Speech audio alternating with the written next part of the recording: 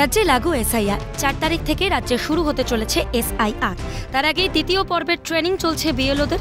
মুর্শিদাবাদের বহরমপুর রবীন্দ্র সদনে BLO training এর আয়োজন করা হয়। উপস্থিত ছিলেন বহরমপুর সদর মহকুমা শাসক শুভঙ্কর রায়। বিএলওদের দায়িত্ব পালনের সচেতনতার বার্তা দেন তিনি। এছাড়াও তাদের কাজের বিষয়ও তুলে ধরেন।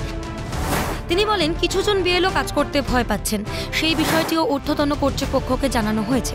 এসআইআর কার্যকর হতেই বিএলওদের দায়িত্ব পাওয়ার মধ্যে বেশ কিছু বিতর্ক সৃষ্টি হয়েছিল।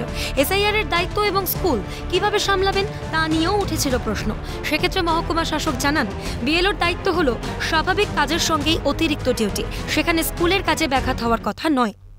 অনিচ্ছুক বিএলও কিছু লিস্ট আমাদের আছে, যেটা আমরা অলরেডি পাঠিয়েছি এবং এটা আমরা ইসিআইকেও জানিয়েছি, সিও অফিসেও জানিয়েছি।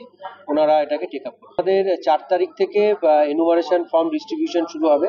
বিএলওরা বাড়ি বাড়ি যাবেন, 2টো করে কপি ফর্ম ওনারা ওখানে জমা দেবেন, ইলেক্টরকে দেবেন এবং ইলেক্টর যে পার্ট আছে ইনুমারেশন ফর্মের যে সমস্ত কলামগুলো আছে এবং সেখানে যেরকম 2002-এ তার বা তার পরিবারের ফ্যামিলির যে প্রোজিনি আমরা যে বলছি, সেখানে ওনাদের নাম কোথায় আছে, পার্ট নাম্বার, সিরিয়াল নাম্বার, সেই সমস্ত ডিটেলস ওনারা পাঠাবেন, ফর্মে দেবেন এবং সেটা বিএলও ভেরিফাই করে আমাদেরকে জমা দেবে। তারপরে যদি কোথাও মিসম্যাচ থাকে বা কারোর কোনো বক্তব্য থাকে বা আমরা কোথাও যদি কোনো ডিসক্রিপেন্সি পাই, অ্যাকর্ডিংলি আমরা হিয়ারিং করব।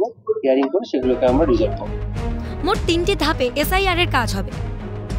প্রথম ধাপে বাড়ি বাড়ি ঘুরে এনুমারেশন ফর্ম পূরণ, তথ্য সংগ্রহ ও গ্রহণের কাজ করবেন বিএলওরা।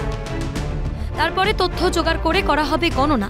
এনুমারেশন প্রক্রিয়া শেষ করার পর 1 সপ্তাহের মধ্যে এসআইআর পরবর্তী খসড়া ভোটার তালিকা প্রকাশ করবে কমিশন।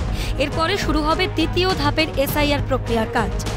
খসড়া তালিকা নিয়ে কোনো রাজনৈতিক দল বা ব্যক্তির অভিযোগ থাকলে তা জানানোর সুযোগ দেওয়া হবে।